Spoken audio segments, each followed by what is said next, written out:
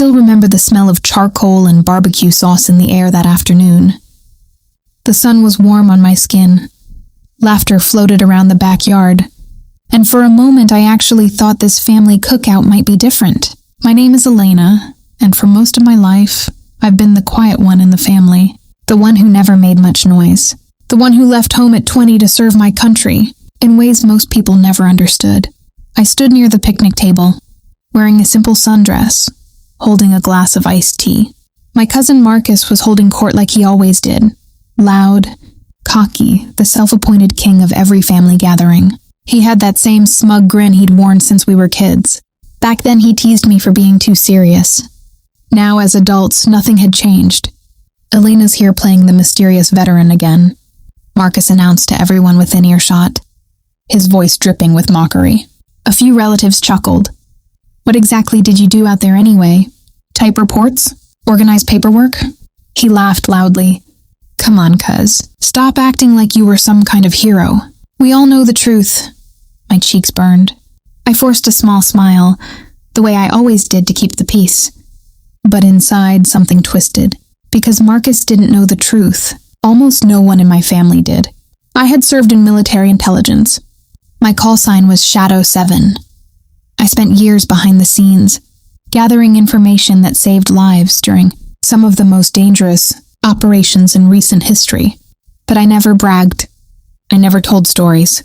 I just carried the weight quietly. That day, I tried to brush it off. I turned away and pretended to check my phone. But Marcus wasn't done. He kept going, louder now. Look at her, acting all shy. Probably spent her whole deployment filing papers while real soldiers did the hard work. The laughter grew. My aunt looked uncomfortable but said nothing. My heart felt heavy, cracked open in front of people who were supposed to love me.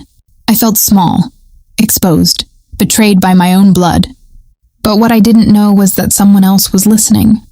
Someone whose presence would flip the entire afternoon upside down.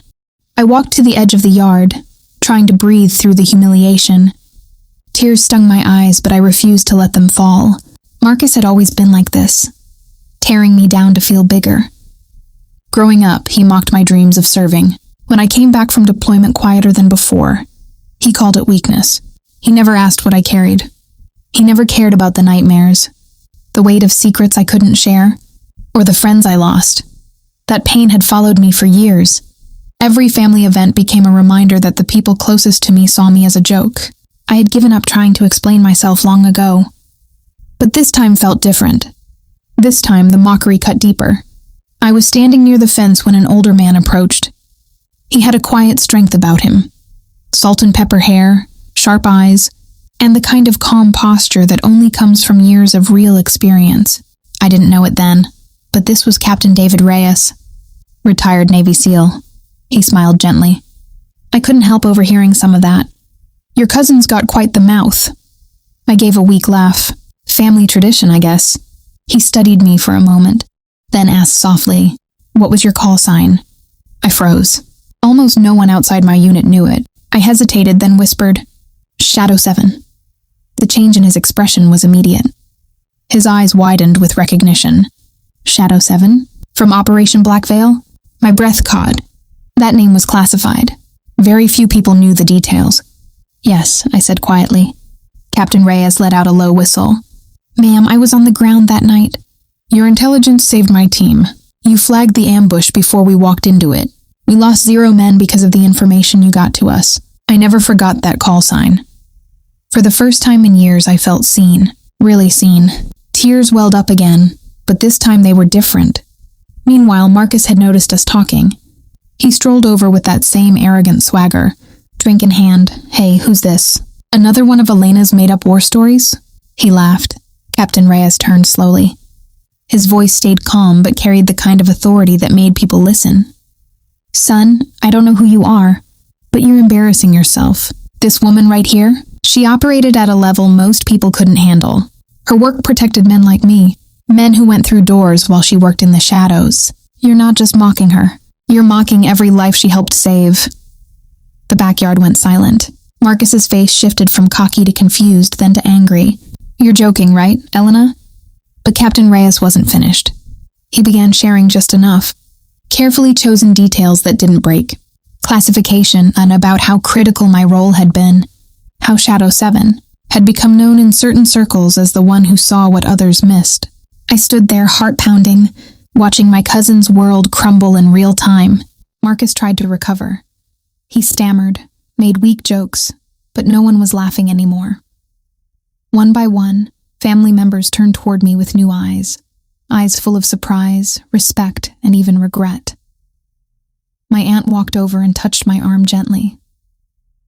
"Elena, why didn't you ever say anything?" I looked at Marcus. For once, he had nothing clever to say. His face was flushed with embarrassment. The king of the cookout had been dethroned in front of everyone. Captain Reyes gave me a respectful nod. "Shadow 7, it was an honor to finally meet you." He shook my hand firmly before walking away, leaving a silence that felt louder than any words. That moment didn't erase all the years of mockery, but it changed something deep inside me. For the first time, I realized I didn't need to prove myself to people who refused to see me. The truth had a way of revealing itself when the right person heard the right name. Marcus avoided me for the rest of the afternoon. He left early, quieter than I'd ever seen him. Later that evening, he sent a short text. "Didn't know. Sorry." It wasn't much, but it was more than I expected. As I drove home that night, the windows down and warm air on my face, I felt lighter. Not because I had destroyed my cousin, but because I finally stood in my truth. The revenge wasn't loud or cruel. It was quiet justice. The kind that comes when your real story finally gets told.